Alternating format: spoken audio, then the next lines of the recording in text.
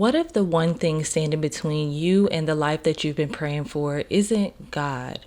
What if it's who you're becoming? For a long time, I thought I needed another opportunity, another breakthrough, another income stream. But what God was showing me was something that I did not expect. Before He builds what's in your hand, He builds what's in your heart. And that question, who am I becoming, really started to reframe everything for me. Because I then realized that I wasn't lacking ideas, I wasn't lacking opportunity, I actually had plenty of both. What I was actually lacking was the foundation of everything that would make this sustainable.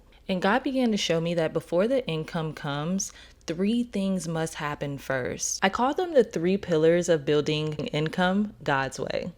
Let me break them down for you. Pillar number one is stewardship. This is the foundation of building income. God says in Luke 16:10 that whoever can be trusted with very little can be entrusted with much.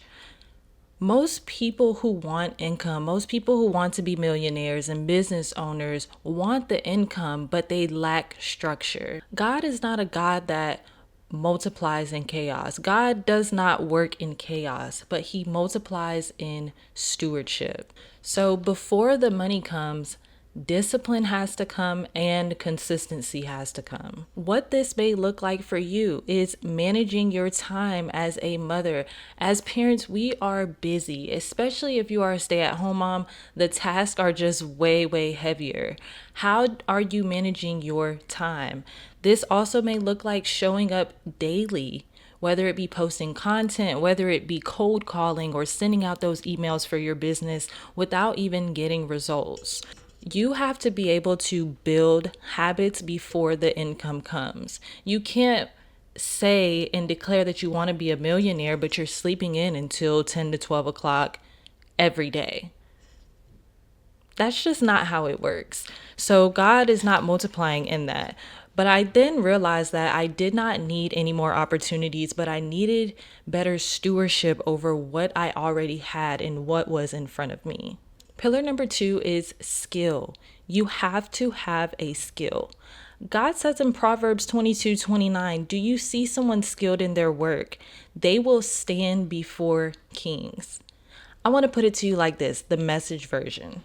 On your own time, you could take a deeper dive to this, but the Message version says, observe people who are good at their work. Skilled workers are always in demand and admired. They don't take a backseat to anyone. Income comes from having a skill and not just a desire. Every day when you go to work, in order for you to get hired, they have to see what skills you have in order to earn that income. Well, the same thing is applied when you are living out the vision that God has called you to. He doesn't want us living in lack. And lack is spiritual warfare. Being in poverty is a form of spiritual warfare. So have a skill. For example, with me personally, I am a day trader. I have 6 years of experience in the markets and taking the last about 4 years very serious. And I actually just came back from another hiatus. But because that is the skill that God has called me to, no matter where I gear off to learning all these other skills, He has always brought me back to this one to master. Why? Because that's what we declared in the beginning. But that is just another conversation for another day. But you don't have to have 10 different things. It is a blessing. There's the vision that God has called me to.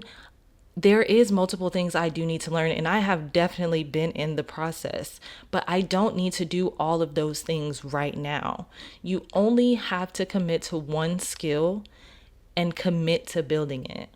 What this looks like for me with my trading journey, in the beginning, I had to start off very, very slow. I had to start off paper trading, and then that moved into trading my real funds. I had to go through the process of learning structure versus having a gambling mindset. I had to go through a season of learning the true difference between having two of those different mindsets. I stopped looking for fast money and I started building a skill that could eventually pay me. Pillar number 3, systems. This is where the multiplication happens. God often multiplies through structure. If you take a look at Exodus 18:17-23, Jethro tells Moses that managing everything alone is not good, and he instructs him to create a structured system of delegated leadership. Why was this so powerful? Why was him telling this system so powerful? Because Moses was already overwhelmed. He introduced him to a system that helped him, and the workload was able to become way more sustainable, and the people were served way more effectively, so they weren't getting a burnt out version of him and an overwhelmed version of him in order to get them to the mission, and it scaled way beyond one person. God multiplies through structure. God multiplies through having a system. So what you have that's sustainable can become scalable. The systems that you create is what protects you from becoming burnt out. It protects you from half serving. It protects you from being halfway obedient, halfway into where God has called you to be.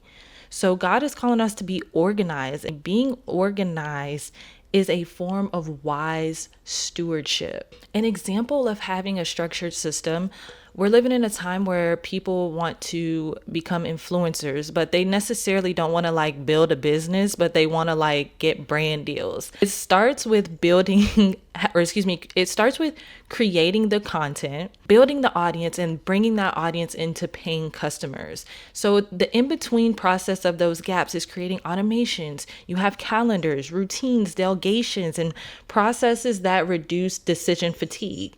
So I realized that I didn't just need the income, but I needed a system that was able to support me and support my life long term. Having systems also creates consistency, leverage, and scalability. God gives us vision, but it requires stewardship, our foundation, a skill that you need to build, along with having a system, a strong structure that will get you to the promise. God says in Proverbs 3, verses 5 and 6, trust in the Lord and he will make your path straight. So this isn't just about making money, but it's about becoming the type of person who can sustain it. God loves you so much. God loves us too much for us to not only get the desires of our hearts, but for us to become the person that is needed in order to sustain the blessing. Because honestly, if you ask yourself right now, if you were to get tomorrow what you have been praying for, are you ready to sustain it? Do you have the system in place to be able to upkeep it? You're praying for more clients, but right now you don't even have the system set in place to handle more clients. You're praying for more money, but there is something deep down on the inside of you that will blow all of that money because you still have a little bit of that scarcity mindset to where you're just going to go blow it all on something and be irresponsible with it.